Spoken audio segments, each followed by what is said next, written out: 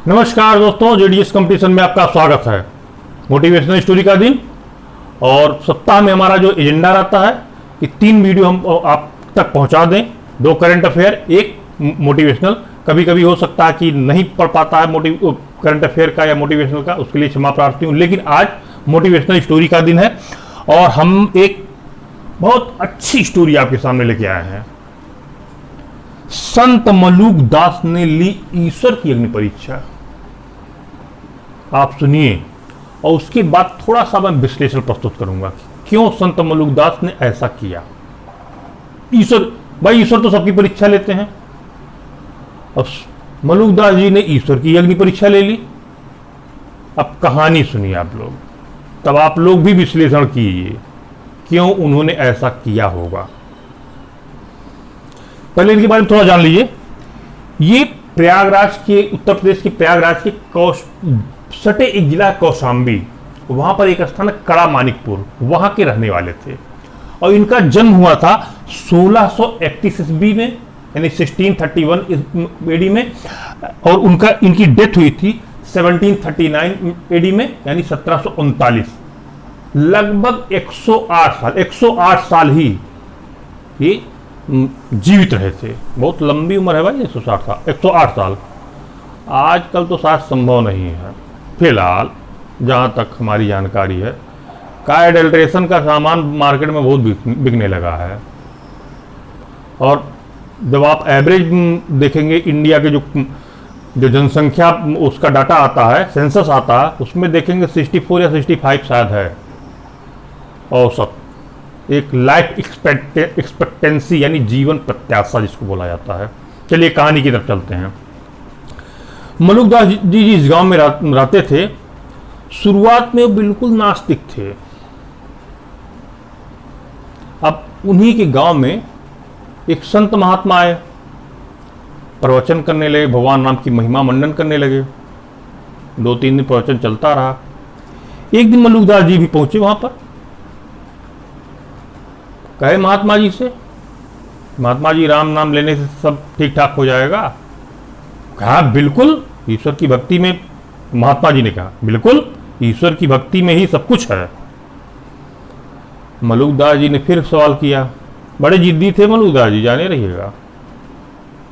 फिर सवाल किया कि हम कुछ भी काम न करें तब भी हमको भोजन मिल जाएगा? कहा बिल्कुल मिल जाएगा। महात्मा जी ने कहा ठीक है, हम देखते हैं कैसे भगवान हमको भोजन देते हैं। चले गए जंगल। बहुत घना जंगल था, चारों तरफ से पेड़ जंगल को घेरे हुए थे। और एक पेड़ सेलेक्ट किया उन्होंने और पेड़ के ऊपर चढ़ गए और बैठ गए उसकी टहनी पर। कहा अब यहां हम बैठेंगे, देखते भगवान यहां कैसे भोजन देता है। मान लो कहीं गांव में रहे तो लोग कहीं ला के दे दें तो वो तो गड़बड़ मामला हो जाएगा। भाई उनको ईश्वर की अपनी परीक्षा लेनी थी। जो संत महात्मा ने कहा था कि भगवान आपको भोजन दे देंगे, तो उन्होंने ऐसा स्थान चुना, जंगल, और जंगल में एकदम घना जंगल, और वो भी ऊपर पेड़ के ऊपर बैठ गए, एकदम कोई देखो ना पाए ठीक से उनको। अब आगे क्या हुआ ये सुनिए। रात बीत गई किसी तरीके से, कोई भोजन वगैरह नहीं आया मलूक दास जी के पास। फिर दूसरे दिन दोपहर हो गया। तब उन्होंने देखा, मलूक दास जी ने, कुछ राजकीय कर्मचारी आ रहे हैं, किसी राजा वजा के प्रतिनिधि आ रहे हैं, और उसी पेड़ के नीचे वो बैठ गए। घोड़ों के चापों की आवाज़ उन्हें सुनाई पड़ी थी और वहीं पे वो बैठ गए। अब उन लोगों को भूख लगी थी। बाकायदा चांदी की थाली में सब भोजन लगा। भोजन जैसे ही वो राजकीय कर्मचारी करने वाले थे, तब तक शेर की दहाड़ सुना उन्होंने। अब घोड़ा भी सुना। अब घोड़ा सुना तो घोड़ा डर गया। अब बिलख कर भाग गया घोड़ा। वो भाग गया तो ये लोग कहे कि भाई हम लोग भी नीचे हैं, कहीं ऐसा ना हो कि हम लोग ही खा जाए।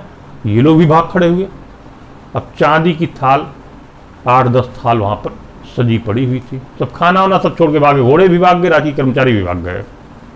अब मलूक दास जी ऊपर से नीचे देख रहे हैं, कह रही भाई तो ईश्वर संयम भेज दिया क्या भोजन हमारे लिए, लेकिन मैं तो नीचे तो उतरूंगा नहीं खाना खाने के लिए। हाँ, हम हमारे तक कैसे पहुंचता वो मैं ये देखता हूं। हर स्टेप पर ईश्वर की अग्नि परीक्षा। फिर 1 घंटे के पश्चात डाकुओं का एक गिरोह आया। अब डाकू पहुंचे, तब तक वो देखे, अरे भाई उसी पेड़ की पास पहुंचे, देखिए अरे भाई चांदी के थालों में इतना भोजन पड़ा हुआ है। अब डाकू भी यात्रा उतरा करके इधर उधर डकैती की डाल के भूखे थे।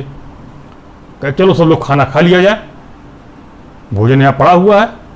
तब तक उसमें से एक डकैत था, बड़ा शक्की था, और इसे डाकू स्वभावतः उस समय शक्की हुआ करते थे। कहा अरे सरदार, अगर खाना खा लिए तो बड़ा गड़बड़ हो जाएगा। क्या गड़बड़ हो जाएगा? क्या हो सकता इसमें जहर मिला हो? इस सुनसान जंगल में चांदी की थाली में कौन हम लोग के लिए खाना की व्यवस्था करेगा? सरदार ने कहा हाँ, ये बात तो सही कह रहा है। तो कहे कि इसमें जो जहर डाला होगा या जो विष डाला होगा वो भी आसे पास कहीं होगा। पता लगाओ पहले उसको कि कहाँ पर है वो, पहले उसका पता लगाते, उसके मुंह में भोजन खिलाते हैं, तब हम लोग खाएंगे। बस सब डाकू अपना जंगल में छितर बितर हो गए, पता लगाने लगे, कहीं कुछ नज़र नहीं आया। तब तक एक डाकू की नज़र पड़ी पेड़ पर, इसी पेड़ पर। देखा ये सरदार, वो देखिए ऊपर बैठा, वही जहर मिलाया इसमें, बस बस बस बस। अब पकड़ ला नीचे तो उसको, और उसको खाना खिलाओ।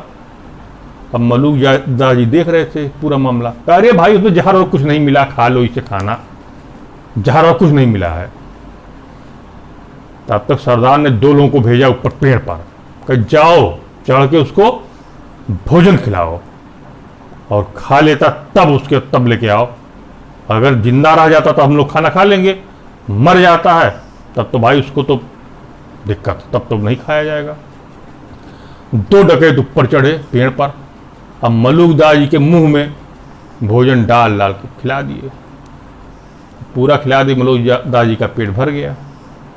अब वो नीचे उतरे तो डाकू ने उन सब, मरे भी नहीं भाई, जिंदा ही बचे हैं, जब जहर था ही नहीं उसमें, उस भोजन में, तो जिंदा ही रहेंगे। नीचे उतरे तो उन्होंने पूरी कहानी डकैतों को सुनाई। पूरा मामला भाई ये है, जहर वहर की कोई बात नहीं। डाकुओं का भी हृदय पसीज गया, मलूक दास को छोड़ दिया, डाकू चले गए। पहुंच गए मलूक दास जी अपने गांव। एक रचना किया उन्होंने, अजगर करे न चाकरी, पंछी करे न काम, दास मलूक कह गए सबके दाता राम। यानी इस धरा वसुंधरा पर ईश्वर ने सबकी व्यवस्था करके रखी है, कुछ न कुछ सबको दे देते हैं, लेकिन साथ में उन्होंने ये जो सेंटेंस कहा, ये उन आलसी लोगों के लिए था जो काम नहीं करना चाहते, उनके लिए भी ईश्वर ने व्यवस्था कर दिया है। ऐसा नहीं किया नहीं है, वो भी कुछ अपना जीते खाते हैं। भाई ईश्वर पूरे हर जगह, हम लोग तो मनुष्य हैं, मनुष्य की दृष्टि से सोचते हैं। अजगर को देखिए, पंछी को देखिए, मछली को देखिए, ये कैसे जीवन यापन करते हैं, तो इनके लिए भी कुछ व्यवस्था कर दिया है। लेकिन मनुष्य योनि में जो जन्म लेता है उसके लिए कर्म ही प्रधान है। मलूक दास जी भी आगे चल के बहुत बड़े पोएट हुए, तमाम ग्रंथों की रचना उन्होंने किया। उसी प्रकार कर्म ही प्रधान मनुष्य योनि के लिए। और भी जैसे शेर मान लीजिए है, शेर अगर अपने शिकार पर वार करेगा नहीं तो खाएगा क्या? लेकिन शेर क्या कोई काम करता है? कोई काम नहीं करता है, जंगल में खाई दहाड़ता है बस। अब मनुष्य को आप लीजिए, कर्म, हमारा जो भारत देश है कर्म प्रधान देश है। अगर आपको ऊपर जाना, बहुत ऊंचाई गेन करनी है, आपके साथ तमाम जिम्मेदारियां हैं, अगर वो आप कर्म करेंगे नहीं तो जिम्मेदारियां पूरी नहीं होंगी। उन्होंने तो ईश्वर की अग्नि परीक्षा लिया कि हाँ ईश्वर एग्जिस्टेंस करता है कि नहीं है, तो उसमें उनको ईश्वर की तरफ से कोई वो नहीं मिला कि नहीं ईश्वर नहीं है। वो वहीं के बाद से वो आस्तिक भी हो गए उस घटना के बाद से। और हमारे धार्मिक ग्रंथ गीता में भी कर्म की ही प्रधानता की बात कही गई है। कर्मशील बनिए, कर्म के द्वारा ही सब कुछ कीजिए, और जितना कर्म करेंगे, जितना कर्मशील रहेंगे, उतने ही आगे जाएंगे।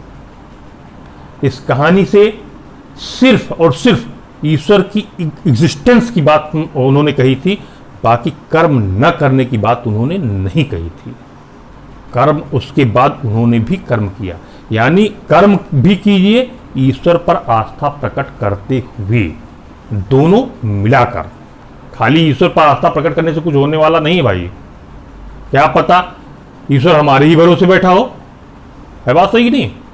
आगे कर्म करते रहिए, उन्नति को जाते रहिए। नमस्कार, धन्यवाद।